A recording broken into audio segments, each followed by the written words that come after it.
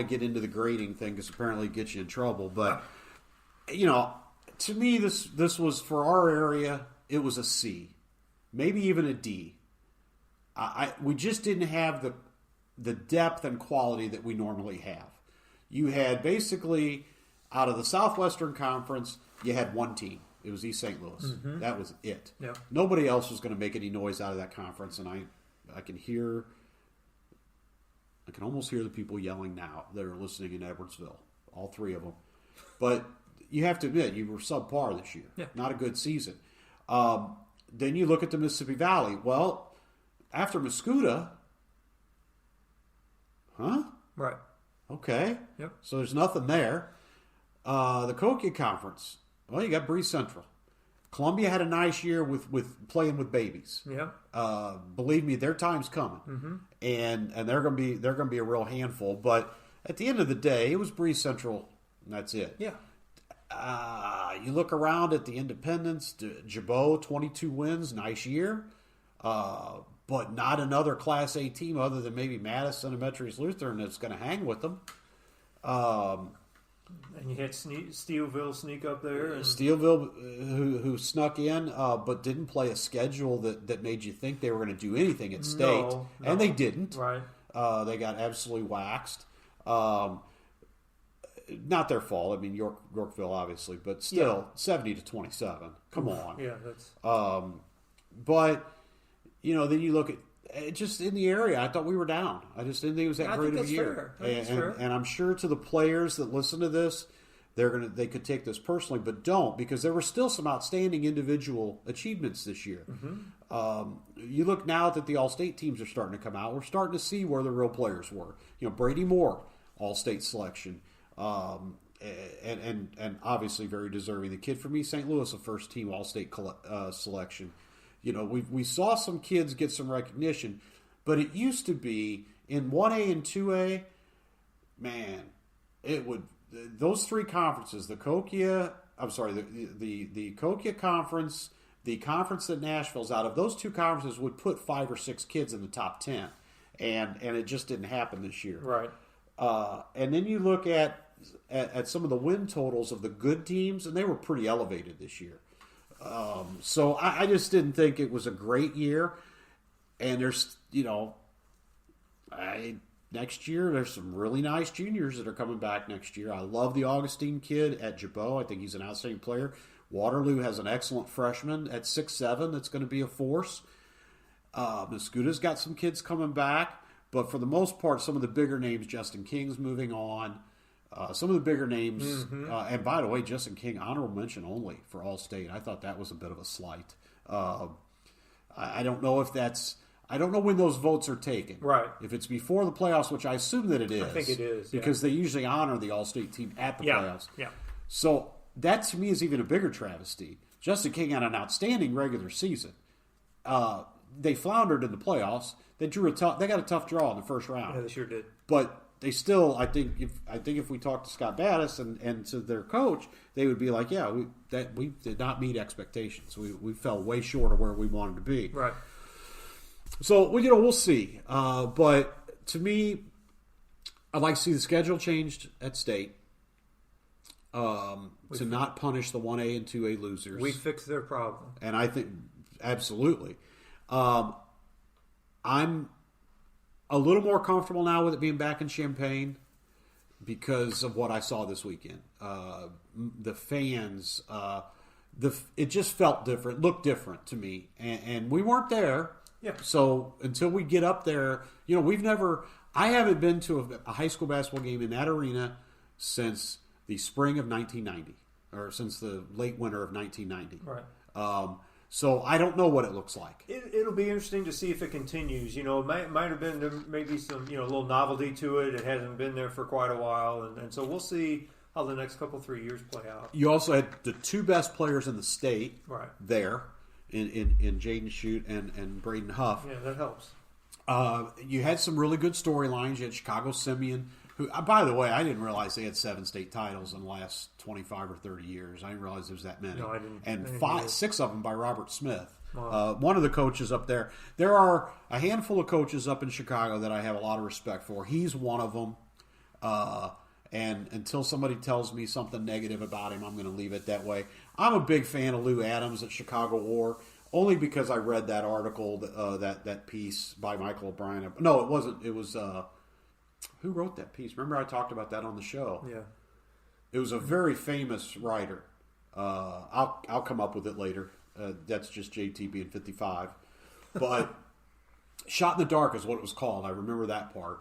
But and I don't like some of the things Lou says when he gets down to state talking about, well, we're going to play up next year, and then he comes back to 2A and wins another title. But I know his heart's in the right place. And it was funny on my Twitter timeline, was it Twitter? Yeah, my Twitter timeline came up with a memory from 3 years ago, and it was a picture that I think you might have taken with me and Lou Adams on the floor at Peoria. Because it was right after I'd read that article. I was a little more emotional and fired up then. But if you ever get a chance to read the article, A Shot in the Dark, it's a series. It was like, I think it was a full week-long series in the Chicago paper. I'm going to pull it up right now because that's the kind of stuff that bothers me. I guess that would be A Shot in the Dark. What do you think? Or? Yep.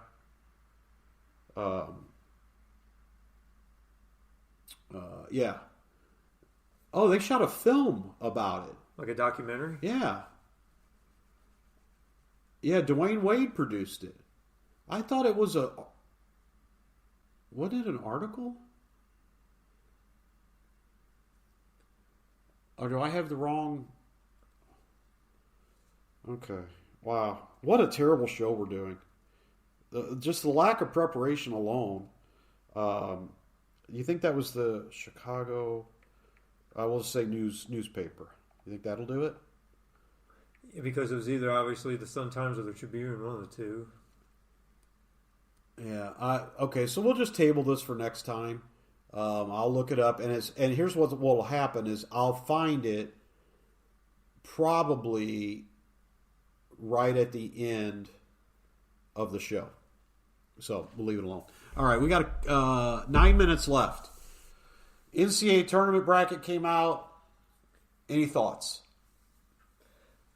Just like the last 8 to 10 years, I think it's a crapshoot. I don't think that there's any real dominant team. Locally, I think there's a really good chance Illinois gets beat in the first round. You said it, brother. So I'm disappointed in their consistency. Yep. I think some of their losses were really bad losses. You lost to some of the what I would call the bottom tier teams in the conference. Yep. And then you go into the Big Ten. I understand you won the regular season, that's great. But then you turn around and you start play in the Big Ten tournament, and Indiana hasn't done squat all year, and you go out there and you kind of poop all over yourself, and you lose that game, and you've got no momentum built up going into this thing, and you end up with a 4 seed when you probably could have got a 2 or 3 seed. So I really can see it two ways, JT. I can see him making a Sweet 16, or I can see him bowing out in the first game, and I'm 50-50 on either one. Yeah, here's the interesting thing about the team. They got Chattanooga, I believe, right? Yeah. We have a local connection.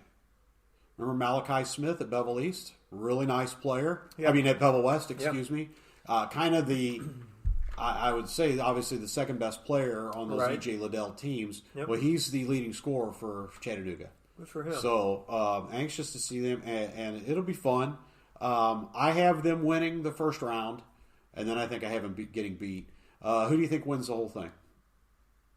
I think it could be Gonzaga. Mm-hmm. It could be Auburn. Yep. It could be Tennessee's really hot right now, winning that tournament.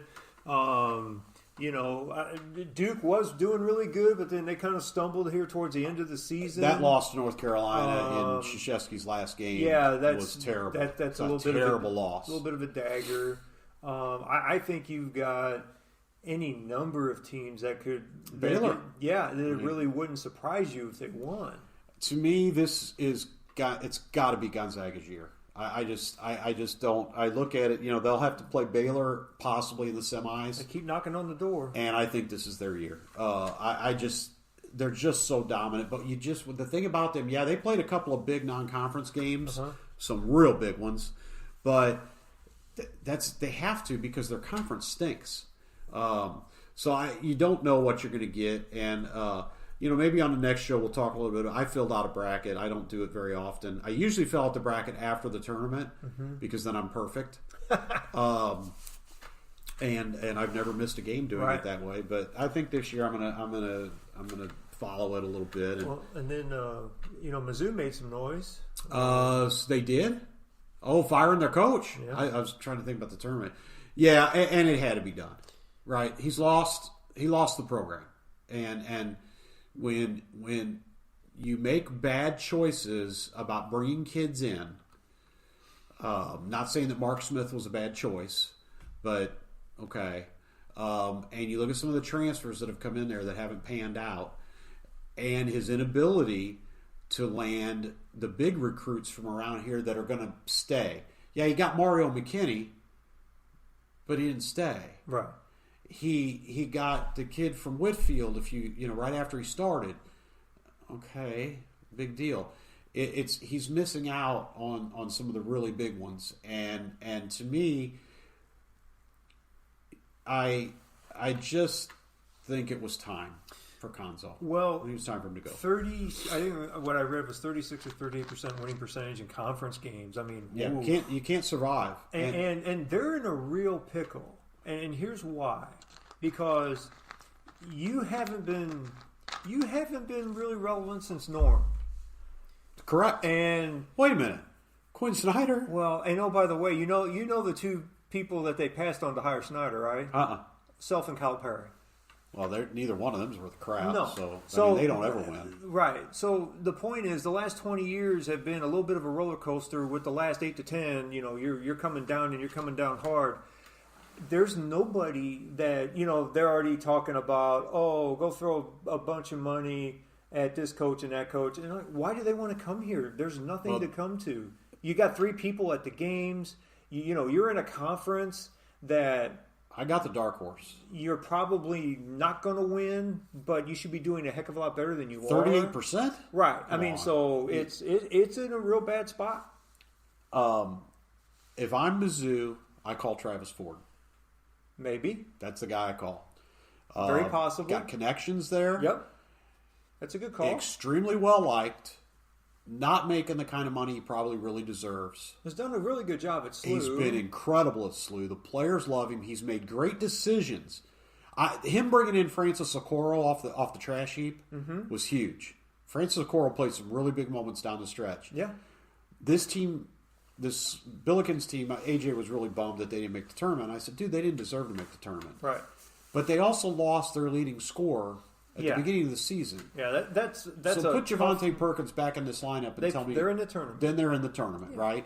And they become a little scary. Let's remember they almost beat Auburn at their place, a game I was at. Right. And I just think Travis Ford's now. If I'm Travis Ford, I tell him pound sand. Right. I mean, that's you're going to have to pay me a whole heck of a lot of money, and you're going to have to give me plenty of time. It would get him back into the SEC. Plenty of time to do it. To me, that's a guy that I would call, and then because I'm a homer, I would call Purdue assistant Paul Lusk and talk to him and see if he's interested. See if there's anything you can do. His son's moving on to play college basketball. Maybe Paulie's ready to look at that. I know McKendry wanted to make it happen, didn't have the money. When you're talking about competing with a number 1 assistant or elite assistant at a Power 5 conference, big dollars. There's not a Division II school on the planet that can afford him right now.